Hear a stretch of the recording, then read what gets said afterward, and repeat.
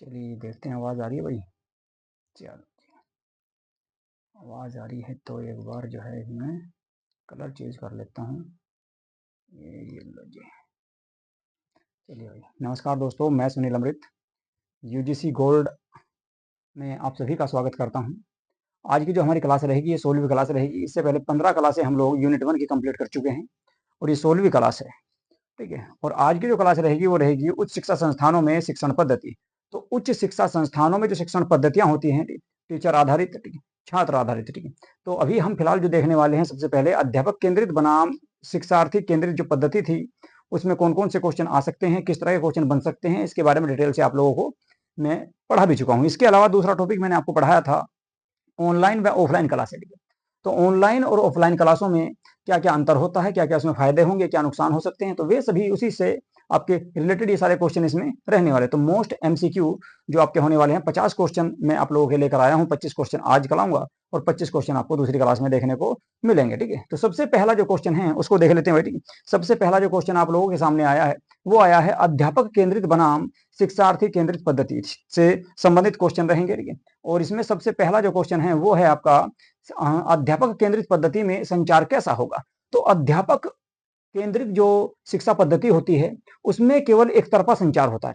एक तरफा संचार कैसे होगा? उसमें केवल अध्यापक बोलता है और बच्चे केवल सुनते हैं। अध्यापक आता है, लेक्चर देता है या व्याख्यान देता है, और या फिर बच्चों को कोई टॉपिक देता है पढ़ने के लिए, या फिर जो ना आकर जो है क्लास में खड़ा होगा और उन बच्चों को समझाएगा, लेक्चर देगा और चला जाएगा। बच्चे इसमें ना तो प्रश्न पूछते और ना ही बच्चों के साथ में किसी प्रकार का संवाद होता। तो कुल मिलाकर इसको कहा जाएगा एक तरफा संवाद। तो सी ऑप्शन आपका इसमें सही हो जाएगा भाई। ठीक है, चलिए जी, अगला क्वेश्चन अगर देखें तो अगला जो क्वेश्चन है, शिक्षार्थी केंद्रित पद्धति में मुख्य भूमिका किसकी होती है। देखो, शिक्षार्थी केंद्रित, पीछे था आपका कौन सा, अध्यापक केंद्रित, यहाँ पर है शिक्षार्थी केंद्रित पद्धति। तो शिक्षार्थी केंद्रित जो पद्धति होती है उसमें सबसे मुख्य भूमिका में जो होगा वो होता है छात्र। ठीक है, तो छात्र को ही सेंटर में रखकर इसमें आपके क्वेश्चन आंसर आपको देखने को मिलेंगे। यानी कि कुल मिलाकर जो है अध्यापक जो है बच्चे को केंद्र में रखकर पढ़ाता है।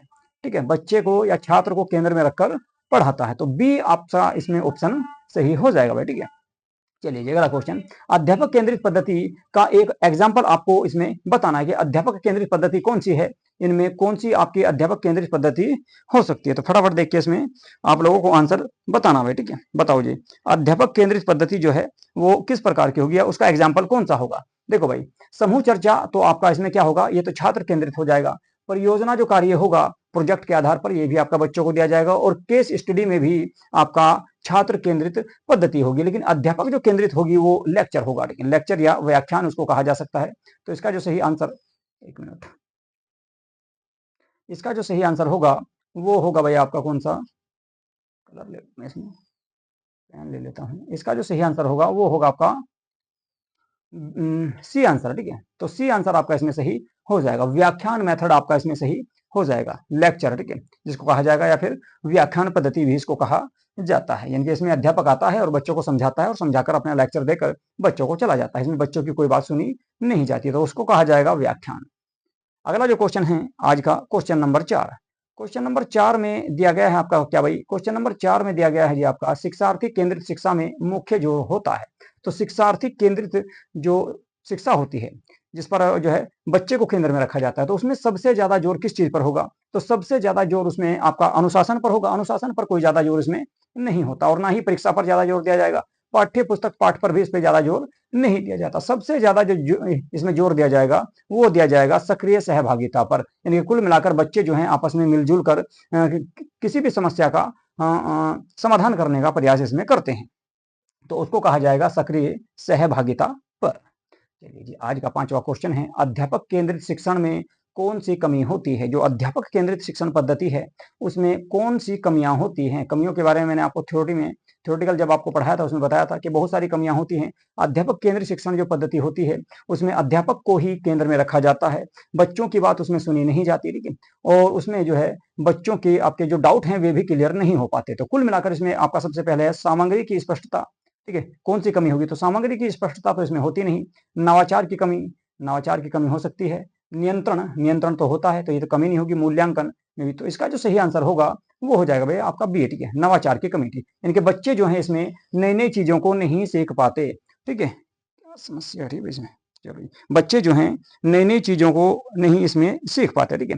तो इसका जो सही आंसर आ जाएगा वो आ जाएगा नवाचार की कमी, ठीक है। अध्यापक केंद्रित शिक्षण पद्धति में नवाचार की कमी देखने को आपको मिलेगी, क्योंकि बच्चे इसमें खुलकर जो है अध्यापक से क्वेश्चन अब नहीं पूछ पाते और ना ही फिर नई नई चीजों पर वे कोई शोध कर पाते हैं। अगला क्वेश्चन है क्वेश्चन नंबर 6, शिक्षक ज्ञान का स्रोत है, यह कथन किस पद्धति से जुड़ा है? तो शिक्षक जो है ज्ञान का स्रोत है, ये आपका जो कथन है वो किस पद्धति से जुड़ा हुआ है? ये मैंने आपको बताया कि आपका जो टीचर आधारित जो बेस्ड पद्धति है, ठीक है, तो उसी को अध्यापक केंद्रित पद्धति में ही ये आपका जो कथन जो दिया गया है, ठीक है, ज्ञान का स्रोत जो टीचर को माना गया वो माना गया है अध्यापक केंद्रित पद्धति में, ठीक है।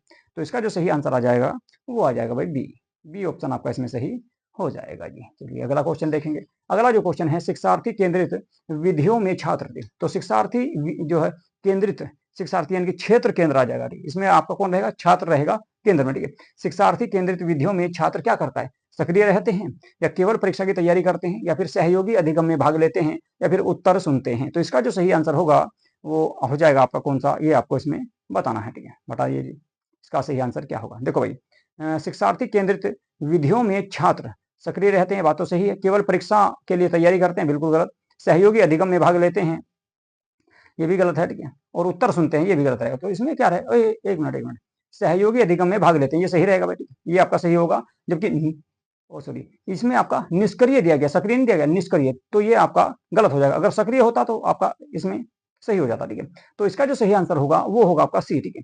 शिक्षार्थी केंद्रित विधियों में छात्र सहयोगी अधिगम में भाग लेते हैं, तो सी ऑप्शन आपका इसमें सही हो जाएगा जी। चलिए अगला क्वेश्चन देखेंगे। सीखना सिखाना किस पद्धति की विशेषता है? बताओ भाई, सीखना और सिखाना किस पद्धति की विशेषता है जिसमें सीखना भी है और सिखाना भी है? देखिए सीखना और सिखाना जो पद्धति है ये आपका ऑफलाइन या व्याख्यान में तो आपका नहीं आएगा, ठीक है। ना तो व्याख्यान आएगा और ना ही ऑफलाइन आएगा, ठीक है। सीखना और सिखाना, ठीक है, यानी कि कुल मिलाकर जो है बच्चा कक्षा में बैठकर सीखता है और अध्यापक उसको सिखाता है। तो कौन सी में रहेगा?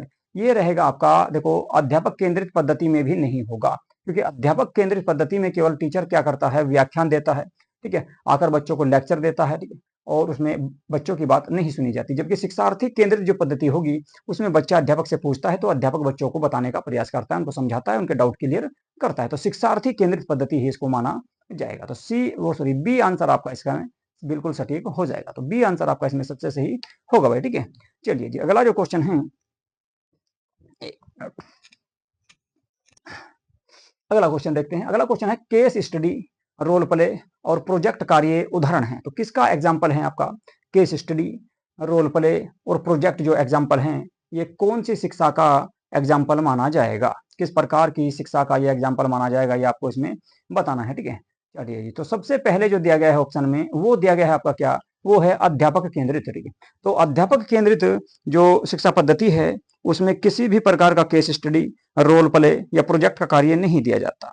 इसके बाद दूसरा है आपका शिक्षार्थी केंद्रित। देखिए शिक्षार्थी केंद्रित में आप जो है बच्चे को रोल प्ले करने के लिए भी दे सकते हैं, केस स्टडी के लिए भी दे सकते हैं, और प्रोजेक्ट कार्य के लिए भी दे सकते हैं। तो बी आंसर आपका इसमें सही हो जाएगा। इसके बाद दिया गया अनौपचारिक शिक्षा, अनौपचारिक शिक्षा में आएगा नहीं, और पारंपरिक शिक्षा में भी ये शामिल नहीं होगा। तो कुल मिलाकर बी आंसर आपका इसमें सही हो जाएगा, ठीक है। चलिए जी अगला क्वेश्चन देखेंगे। अगला जो क्वेश्चन है वो है शिक्षण को व्यक्तिगत रूप से उपयुक्त बनाने के लिए कौन सी पद्धति उपयुक्त है? शिक्षण को व्यक्तिगत नहीं, अकेले के रूप में, व्यक्तिगत रूप से उपयुक्त बनाने के लिए कौन सी पद्धति सबसे उपयुक्त मानी जाती है? देखिए ए में आपका जो दिया गया है वो अध्यापक केंद्रित दिया गया है, बी में आपका दिया गया है क्या? बी में दिया गया है आपका शिक्षार्थी केंद्रित, सी में है मूल्यांकन आधारित, और डी में दिया गया है प्रशासनिक, ठीक है। तो इसका जो सबसे सटीक आंसर रहेगा, देखिए शिक्षण पद्धति को व्यक्तिगत रूप से उपयुक्त बनाने के लिए सबसे ज्यादा अध्यापक केंद्रित पद्धति में तो होगा नहीं ऐसा, ठीक है। अध्यापक केंद्रित पद्धति में तो ऐसा नहीं हो सकता, ठीक है, और ना ही मूल्यांकन आधारित या प्रशासनिक में, ये होगा शिक्षार्थी केंद्रित पद्धति में, ठीक है। तो बी आंसर आपका इसमें सही हो जाएगा। अगला क्वेश्चन देखेंगे। आज का क्वेश्चन नंबर 11 है, और जो है यदि आप लोगों ने हमारे यूट्यूब चैनल को सब्सक्राइब नहीं किया है तो प्लीज हमारे यूट्यूब चैनल को सब्सक्राइब अवश्य कर लें, और वीडियो को लाइक तथा शेयर जरूर कर लें, ठीक है। रही बात पीडीएफ की, पीडीएफ आपको ये प्राप्त होगी कहां पर भाई? संसार अकेडमी टेलीग्राम चैनल पर, ठीक है। चलिए जी क्वेश्चन देखते हैं। तो अध्यापक केंद्रित शिक्षण का प्राथमिक लक्ष्य क्या होता है? यानी कि सबसे पहला लक्ष्य क्या होगा अध्यापक केंद्रित शिक्षण का? ज्ञान का निर्माण करना, ठीक है, हो सकता है। परीक्षा में सफलता करना, ठीक है, ये भी हो सकता है। भागीदारी बढ़ाना, ये तो होगा नहीं, ठीक है। संवाद विकसित करना तो बिल्कुल भी नहीं होता। देखो अध्यापक केंद्रित जो पद्धति है, ठीक है, अध्यापक केंद्रित पद्धति में सबसे प्रमुख जो लक्ष्य होता है वो होगा आपका क्या, वो होता है भाई क्या, ज्ञान प्रदान करना, ठीक है। तो सबसे ज्यादा जो इसमें माना गया है ज्ञान प्रदान करना और परीक्षा में सफलता प्राप्त करना, ठीक है। ये दोनों इसमें सटीक हो सकते हैं, सही हो सकते हैं। एक तो आपका ज्ञान का निर्माण करना भी होगा, दूसरा परीक्षा में सफलता प्राप्त करना भी होगा। तो अध्यापक का सबसे जो सटीक, जो अध्यापक जो केंद्रीय शिक्षण पद्धति है उसमें सबसे सटीक जो है ये दोनों रहेंगे, लेकिन दोनों में सबसे सटीक, सबसे सही आंसर किसको माना जाएगा? देखो ज्ञान का निर्माण करना, ज्ञान का निर्माण जब होगा जब अध्यापक बच्चों के साथ थोड़ा बहुत संवाद करेगा, तो जब जो है बच्चों के अंदर क्या होगा, ज्ञान का निर्माण, नई नई जो है नवाचार का उसमें विकास होगा। लेकिन परीक्षा में सफलता, ठीक है, परीक्षा में सफलता ये बिल्कुल सटीक आंसर रहेगा। तो अध्यापक केंद्रित शिक्षण पद्धति में सबसे सटीक जो आंसर रहेगा इन दोनों में वो रहेगा परीक्षा में सफलता प्राप्त करना। तो बी आंसर आपका इसमें सही हो जाएगा। अगला क्वेश्चन, शिक्षार्थी केंद्रित शिक्षण छात्रों में क्या विकसित करता है? शिक्षार्थी जो केंद्रित शिक्षण है वो छात्रों में किस प्रकार का जो है विकास करता है, किस चीज की जो है उनमें बढ़ोतरी होती है और क्या उनके लिए लाभदायक होता है? क्या रटंत क्षमता बढ़ती है? बिल्कुल भी नहीं। शिक्षार्थी केंद्रित जो है पद्धति इसी को अपनाया गया है एनईपी 2020 के द्वारा। इसमें आपका रटंत को बिल्कुल शामिल नहीं किया गया है, ना ही अनुशासन इसमें शामिल रहेगा और ना ही मौन अध्ययन इसमें शामिल होगा। रचनात्मकता यानी कि क्रिएटिविटी और सोच यानी कि थिंकिंग का विकास होता है। एक तो बच्चे की जो है रचनात्मकता का विकास होगा और बच्चे की सोचने समझने की क्षमता का इसमें विकास होता है। तो बी आंसर आपका इसमें सबसे सटीक माना जाएगा भाई, ठीक है। चलिए जी अगला क्वेश्चन देख लेंगे। अगला क्वेश्चन है क्वेश्चन नंबर 13, एक्टिव लर्निंग का अभिप्राय क्या है? एक्टिव लर्निंग, एक्टिव का मतलब है सक्रिय, ठीक है। एक्टिव लर्निंग का अभिप्राय क्या है इसमें बताना है आपको, फटाफट बताओ, ठीक है। देखिए भाई क्वेश्चन नंबर 13 है आपका, ठीक है। एक्टिव एक्टिव एक्टिव लर्निंग, ठीक है क्या, एक्टिव, हाँ, एक्टिव लर्निंग का अभिप्राय क्या है, ठीक है। तो सक्रिय सीखना, ठीक है, इसका अभिप्राय क्या होगा? इसमें आपका ए में दिया गया है आपका सिर्फ सुनना, ठीक है। ठीक है, सिर्फ सुनना तो आपका हो नहीं सकता, सिर्फ सुनना तो इसमें आपका शामिल नहीं होगा, ठीक है। अधिक लिखना भी शामिल नहीं होगा और परीक्षा की तैयारी भी इसमें शामिल नहीं होगी। तो बचा आपका सी, सोचकर सहभागिता करना, सोचकर यानी कि अपने दिमाग से विचार करके किसी चीज के बारे में सहभागिता करना, उसको हल करना, उसका समाधान करना ही इसमें शामिल रहेगा। तो सी आंसर आपका इसमें सही हो जाएगा। अगला क्वेश्चन देखेंगे। अगला क्वेश्चन है शिक्षार्थी केंद्रित पद्धति में मूल्यांकन होता है। तो किस प्रकार का मूल्यांकन होगा शिक्षार्थी केंद्रित पद्धति में? ये अध्यापक केंद्रित पद्धति नहीं है, शिक्षार्थी केंद्रित पद्धति है। तो शिक्षार्थी केंद्रित पद्धति को सबसे बेस्ट माना गया है हाल फिलहाल में। इसमें केवल परीक्षा आधारित होगी। देखिए जहां पर भी केवल शब्द आ जाएगा वो तो होगा नहीं, और परीक्षा आधारित भी ये नहीं होगा। सतत और विविध गतिविधियों पर आधारित हो सकता है। अभी और देख लेते हैं। केवल मौखिक, मौखिक भी नहीं होगा। केवल फाइनल टेस्ट भी इसमें शामिल नहीं होगा। तो सतत इनके लगातार, विविध, अनेक प्रकार की गतिविधियों पर आधारित शिक्षण पद्धति को इसमें मूल्यांकन किया जाएगा। तो सबसे सटीक जो आंसर रहेगा वो रहेगा सतत और विविध गतिविधियों पर आधारित मूल्यांकन, ठीक है। अगला क्वेश्चन है क्वेश्चन नंबर 15, अध्यापक केंद्रित कक्षा में विद्यार्थियों की भागीदारी कैसी होती है? देखो जहां पर जो है अध्यापक केंद्रित पद्धति होगी वहां पर शिक्षार्थियों की भागीदारी बिल्कुल न्यून मानी जाएगी, कम मानी जाएगी, ठीक है, सीमित मानी जाएगी, ठीक है। उच्चतर तो बिल्कुल हो नहीं सकती, ठीक है। उच्चतर कैसे हो सकती है? जहां पर केवल अध्यापक ही आपका लेक्चर दे रहा है, बच्चे केवल बात सुन रहे हैं, तो इसमें आपका उच्चतर कैसे हो सकती है? तो उच्चतम तो होगी नहीं, ठीक है, सीमित हो जाएगी, ठीक है।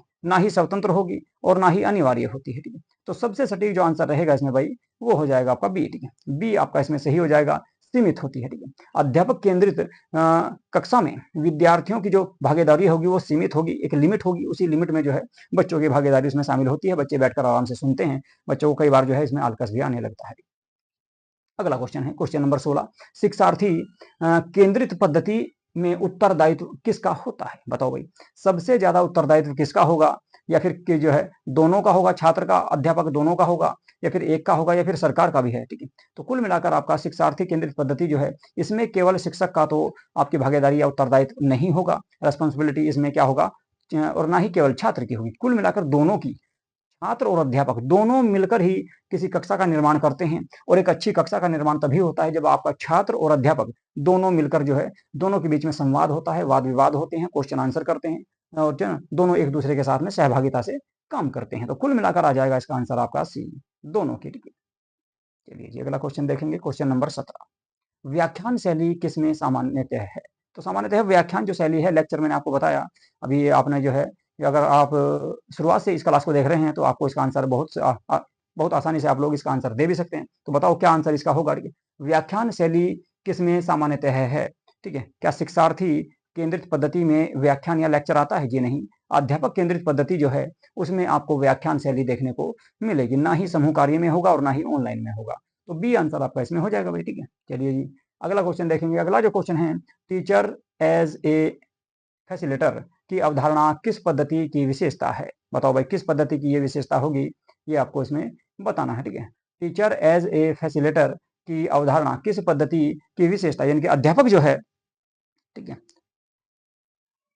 अध्यापक जो है, ठीक है, एक केवल जो है फैसिलिटर के रूप में कार्य करेगा। ठीक है, यानी कि अध्यापक जो होगा वो केवल बच्चों को एक एडवाइजर के रूप में, ठीक है, एक सहायक के रूप में, एक हेल्पर के रूप में, एक जो है फैसिलिटर या फैसिलिटर के रूप में कार्य करेगा। ठीक है, तो इसका जो सबसे सटीक आंसर माना जाएगा वो माना जाएगा, देखो अध्यापक केंद्रित पद्धति में ऐसा होता नहीं, ना ही प्रशासन और ना ही परीक्षा आधारित में होगा। तो ये होगा आपका शिक्षार्थी केंद्रित पद्धति में, जहां भी बच्चे को कोई समस्या आती है तो बच्चा जो है अध्यापक से पूछता है और अध्यापक उसका आंसर देता है, उसका समाधान करता है। ठीक है, तो बी आंसर आपका इसका भी हो जाएगा। अगला क्वेश्चन है क्वेश्चन नंबर 19, अध्यापक केंद्रित विधि में छात्र कैसे सीखते हैं? बताओ छात्र कैसे सीखेंगे? अध्यापक केंद्रित जो पद्धति है, विधि है या शिक्षण पद्धति है, उसमें छात्र किस प्रकार सीखेंगे? प्रयोग और अन्वेषण करके। देखिए खोज तो इसमें बिल्कुल भी कर नहीं सकते, क्योंकि इसमें केवल जो है अध्यापक का ही सबसे प्रमुख रोल होता है। अध्यापक केंद्रित पद्धति में केवल अध्यापक का रोल होता है, तो प्रयोग या अन्वेषण, खोज तो इसमें कर ही नहीं सकते, तो ये तो आंसर आपका नहीं होगा। शिक्षक के निर्देशों से ये हो सकता है, सहयोग से, सहयोग इसमें होता नहीं, क्योंकि केवल अध्यापक अकेला ही इसमें पढ़ाता है, लेक्चर देता है और वीडियो देखकर भी इसमें शामिल नहीं होगा। तो सबसे सटीक जो आंसर रह गया आपका शिक्षक के निर्देशों से। अध्यापक जिस प्रकार का भी निर्देश देता है, जिस प्रकार का आदेश देता है, निर्देश देता है, ठीक है, बच्चों को डायरेक्शन देता है, बच्चे जो है उसी दिशा में कार्य करते हैं, उसी प्रकार से सीखते हैं। ठीक है, उसमें कोई अपना जो है एफर्ट उसमें बच्चे नहीं लगा पाते। तो इसका आंसर रहेगा बी भाई। क्वेश्चन नंबर 20, शिक्षार्थी केंद्रित कक्षा में शिक्षण प्रक्रिया होती है? बताओ शिक्षार्थी केंद्रित जो प्रक्रिया है, शिक्षार्थी केंद्रित जो कक्षा है, उसमें शिक्षण पद्धति जो है या शिक्षण प्रक्रिया वो किस प्रकार की होगी, ये आपको इसमें बताना है। ठीक है, चलो जी आवाज तो आ रही है ना? ठीक है, चलो तो बताओ भाई शिक्षार्थी केंद्रित कक्षा में शिक्षण प्रक्रिया किस प्रकार की होगी? क्या निष्क्रिय होगी? निष्क्रिय नहीं हो सकती, एक्टिव होगी। ठीक है, यानी कि सक्रिय होगी, तो ये तो होगा नहीं। संवाद और सहानुभूतिपूर्ण, संवाद संवादात्मक तो होगी, लेकिन सहानुभूति सॉरी सहभागितापूर्ण, हाँ ये भी हो सकती है, एक तरफा नहीं होगी। ठीक है, इसके अलावा पाठ्य पुस्तक केंद्रित भी नहीं, तो सी रह गया भाई आपका। ठीक है, संवादात्मक यानी कि आपस में बातचीत होगी। दूसरा सहभागिता, एक दूसरे के साथ बैठकर बच्चे जो एक दूसरे की हेल्प करके इसमें सीखने का प्रयास करते हैं, शिक्षण प्राप्त करते हैं। अध्यापक बच्चों को बताता है, बच्चे अध्यापक को बताते हैं, क्वेश्चन आंसर होते हैं और बच्चे एक दूसरे से समूह में बैठकर भी कार्य कर सकते हैं। तो संवादात्मक और सहभागितापूर्ण इसमें आपका सही आंसर हो जाएगा। ठीक है, चलिए जी अगला क्वेश्चन देखेंगे। क्वेश्चन नंबर 21 है, शिक्षण की ठीक है आपकी कंस्ट्रक्टिव दृष्टि किस में मेल खाती है? तो बताओ भाई किस में मेल खाएगी, ये आपको बताना। ठीक है, इसका सही आंसर क्या होगा? ए में दिया गया है आपका अध्यापक केंद्रित, बी में है आपका परीक्षा केंद्रित और सी में दिया गया है आपका, सी में आपका जो दिया गया है वो दिया गया क्या भाई?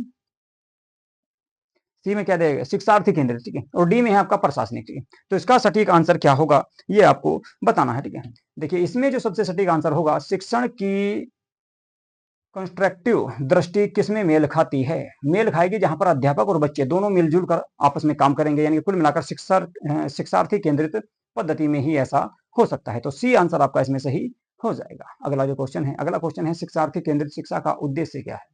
शिक्षार्थी केंद्रित शिक्षा जो होती है उसमें बच्चे को सेंटर में रखा जाता है, बच्चे की भागीदारी होती है, बच्चे को सीखने का अवसर भी दिया जाता है। टीचर की भूमिका बहुत कम होती है, कुल मिलाकर बच्चे की सबसे ज्यादा भूमिका उसमें देखने को मिलेगी और बच्चे नई नई चीजों के बारे में सीखते हैं, नई नई जो है विचारधारा उत्पन्न करके लेके आते हैं। तो देखो भाई इसका आंसर क्या हो सकता है? ठीक है, देखते हैं जी, एक मिनट, इसका सबसे सटीक जो आंसर होगा वो कौन सा होगा देख लेते हैं। चलिए जी, शिक्षक की भूमिका को बढ़ाना, शिक्षक की भूमिका को बढ़ाना नहीं है शिक्षार्थी केंद्रित पद्धति का उद्देश्य। शिक्षार्थी या शिक्षक की भूमिका को बढ़ावा देना नहीं है, बल्कि बच्चे की या शिक्षक की सॉरी छात्र की भूमिका को बढ़ावा देना है। छात्र की भागीदारी और सीखने की क्षमता को बढ़ावा देना, ये बिल्कुल सही रहेगा। पाठ्य पुस्तक सीमित करना बिल्कुल भी नहीं है, मूल्यांकन कम करना भी नहीं होगा। तो बी आंसर आपका इसमें सही हो जाएगा, बी आंसर इसका सही हो जाएगा भाई। ठीक है, गर्मी बहुत हो रही है आज। चलो जी, अध्यापक केंद्रित शिक्षा में रचनात्मकता पर प्रभाव पड़ता है। अध्यापक केंद्रित शिक्षा जो है उसमें रचनात्मकता पर किस प्रकार का प्रभाव पड़ेगा, ये आपको बताना है। देखो, अध्यापक केंद्रित शिक्षा पद्धति मैंने आपको बताया कि अध्यापक केंद्रित शिक्षा जो पद्धति है उसमें कोई ज्यादा क्रिएटिविटी देखने को आपको नहीं मिलती, रचनात्मकता ज्यादा देखने को नहीं मिलती। छात्र का कोई ज्यादा रोल उसमें नहीं होता, उसमें केवल अध्यापक का सबसे ज्यादा रोल होगा। तो क्या प्रभाव पड़ता है? सकारात्मक प्रभाव पड़ेगा? जी नहीं। नकारात्मक पड़ सकता है, कोई प्रभाव नहीं पड़ेगा, सभी गलत है। केवल परीक्षाओं में ये नहीं, नकारात्मक प्रभाव इसमें पड़ेगा बच्चे पर, ठीक है। जब अध्यापक केंद्रित शिक्षा पद्धति होगी तो रचनात्मकता ज्यादा नहीं बढ़ेगी, रचनात्मकता का ज्यादा विकास नहीं होगा। तो कुल मिलाकर जो है बच्चे पर निगेटिव इफेक्ट इसका पड़ने वाला है, ठीक है। तो बी आंसर आपका इसमें सही हो जाएगा भाई, ठीक है। चलिए जी, अगला क्वेश्चन देखेंगे। अगला जो क्वेश्चन है आप लोगों के सामने वो है आपका टीचर टॉक टाइम किस पद्धति में अधिक होता है। टीचर टॉक टाइम किस पद्धति में अधिक होता है, यानी कि टीचर जो है, अध्यापक जो है, सबसे ज्यादा बातचीत किस पद्धति में करेगा। देखो जो है अध्यापक, इसमें ये पूछ रहा है कि भाई अध्यापक जो है आपका सबसे ज्यादा जो बात करता है वो किस पद्धति में करेगा। वो अध्यापक सबसे ज्यादा बात जब करेगा जब केवल अध्यापक ही बोलेगा, बच्चों को बोलने का अवसर नहीं दिया जाएगा। तो कौन सी पद्धति होगी? अध्यापक केंद्रित पद्धति। तो वो होगी आपकी कौन सी? अध्यापक केंद्रित पद्धति। इसमें केवल क्या होता है, इसमें केवल अध्यापक ही आपका लेक्चर देता रहता है और बच्चे उसकी बातें सुनते रहते हैं, जो निर्देश देता है बच्चे उस तरह से काम करते रहते हैं, ठीक है। तो इसका जो सबसे सटीक आंसर होगा वो हो जाएगा आपका बी। और आज का जो अंतिम क्वेश्चन है उसको देख लेते हैं कौन सा है। वो है आपका शिक्षार्थी केंद्रित शिक्षण किस पर बल देता है। शिक्षार्थी, ठीक है, अध्यापक नहीं दिया गया, शिक्षार्थी दिया गया। शिक्षार्थी केंद्रित शिक्षण किस बात पर या किस पर बल देता है। देखो भाई, शिक्षार्थी केंद्रित जो बल वो सॉरी शिक्षण होगा या पद्धति जो होगी, शिक्षार्थी केंद्रित जो शिक्षण होगा वो किस बात पर बल देगा? रचनात्मकता पर देगा, अनुभव पर देगा, क्रिएटिविटी पर देगा, सक्रिय भागीदारी पर देगा, ठीक है। लेकिन शिक्षक के ज्ञान पर ज्यादा ध्यान नहीं देगा, ये तो गलत हो जाएगा। पाठ्यक्रम की कठिनाई पर भी नहीं देगा और ना ही अनुशासन पर। तो छात्रों की सक्रिय भागीदारी और अनुभव पर सबसे अधिक जो आपका क्या करता है, ध्यान देता है, ठीक है, या इसमें बल दिया जाता है। तो बी आंसर आपका इसमें सही हो जाएगा भाई, ठीक है। तो ये थे भाई आज के आपके 25 क्वेश्चन, ठीक है। इसके बाद जो 25 क्वेश्चन रहेंगे ये भी आपके कल कराए जाएंगे, ठीक है। कल की क्लास में होगा, क्योंकि ज्यादा लंबी क्लास हो जाती है फिर आप लोग देखते नहीं हो, ठीक है, और ना ही आप लोग आंसर दे रहे हो, ठीक है। देखो भाई, ठीक है, ये जो क्लासेस चलाई जा रही हैं आपकी यूजीसी नेट पेपर 1 के लिए चलाई जा रही थी और आप लोगों की भलाई के लिए ही चलाई जा रही है, ताकि आप लोगों की जो है इसमें तैयारी अच्छी हो सके और आप लोग जो है अच्छे नंबर प्राप्त कर सकें, ठीक है। लेकिन आप लोग जो है इसमें व्यू भी बहुत कम आ रहे हैं, ठीक है। ज्यादातर ना तो बच्चे देख रहे हैं और ना ही आपका जो है आपका आंसर देने का प्रयास करते। क्यों नहीं दे रहे? क्योंकि अभी एग्जाम में बहुत लंबा समय है। एग्जाम में अभी लगभग आपका ये मान के चलो कि 6 माह का समय है। दिसंबर में आपका एग्जाम होगा, इसलिए बहुत सारे बच्चे ऐसे हैं जो अभी जो है ज्यादा सक्रिय नहीं है, ज्यादा एक्टिव नहीं है। लेकिन जो बच्चे अभी हाल फिलहाल में देख रहे हैं और तैयारी कर रहे हैं और लगातार करते रहेंगे दिसंबर तक, उनका रिजल्ट बेस्ट होने वाला है। और जो एकदम से देखते हैं, तुरंत देखते हैं, मान लो 10 दिन में देख लीजिए, उनको 15 दिन में देख लेंगे या फिर आपका 1 महीने में तैयारी कर लेंगे, तो उनकी तैयारी अच्छी प्रकार से नहीं हो पाती, और फिर ऐसे ही जो है बार बार जो है उनके कम नंबर आते हैं। देखो, पास तो सभी हो जाते हैं इसमें, पेपर 1 में ऐसा नहीं है कि आपका पास नहीं हो पाते। पास तो आपका ये मान लो कि आपका जो है 5 चौक 20 नंबर चाहिए आपको पास होने के लिए, कम से कम 40%, ठीक है। लेकिन 40% से आपका इसमें रैंक में आप लोग नहीं आ पाते। रैंक में तभी आ पाओगे जब आप जो है 35 से 40 के आसपास इसमें नंबर लेके आते हैं। फर्स्ट पेपर में 35 से 40 या 45 के आसपास तक जब तक नंबर नहीं आएंगे तब तक आपका जो है नेट जेआरएफ क्लियर नहीं हो पाएगा। क्योंकि पेपर आपका सेकंड पेपर जो है, सेकंड पेपर में आप जो है एक सीमित आपकी तैयारी हो सकती है। वैसे आपका अपना सब्जेक्ट है, अच्छी तैयारी होती है, अलग अलग सब्जेक्ट होते हैं, उसमें भी आपका लगभग ये मान लो कि 100 में से 70 के आसपास अगर आपके हैं और इस आपके फर्स्ट पेपर में आपके लगभग 40 के आसपास हैं, तो लगभग आपका 110 क्वेश्चन सही हो जाते हैं। 110 क्वेश्चन का मतलब है कि 220 नंबर आपके बनते हैं और 220 के आसपास आपका जीआरएफ आराम से करा जो है क्लियर हो जाता है, चाहे वो कोई सा भी सब्जेक्ट है। बस इसके जो है कुछ 2-4 नंबर ऊपर नीचे हो जाता है। अब की बार आपने देखा होगा जो हिस्ट्री वाला रहा, हिस्ट्री की आपका लगभग 90 क्वेश्चन के आसपास जिन लोगों के थे उनका जीआरएफ क्लियर हुआ, और जिनके आपके 75 से 80 के बीच में थे या 80-85 के आसपास थे, उन लोगों के आपका जो है नेट भी क्लियर हुआ है, और उससे नीचे वालों की पीएचडी हुई थी, और कुछ इससे नीचे भी थे तो उनका कुछ हुआ ही नहीं। तो देखो आपका ऐसा है कि आपका जो है, जबकि पॉलिटी की आपकी मेरिट हैवी गई अब की बार, ठीक है, वो आपकी 110 प्लस गई है, ठीक है, 110 प्लस गई, 110 प्लस क्वेश्चन गई है। हिस्ट्री की थोड़ी डाउन रही क्योंकि इस बार है जो है हिस्ट्री का पेपर जो है बहुत हार्ड था, और जिस दिन हिस्ट्री का पेपर हुआ उस दिन फर्स्ट पेपर भी आपका ठीक ठाक आया था, उसमें भी लगभग बच्चों के वही 35-40 के आसपास नंबर उसमें रहे हैं, ठीक है।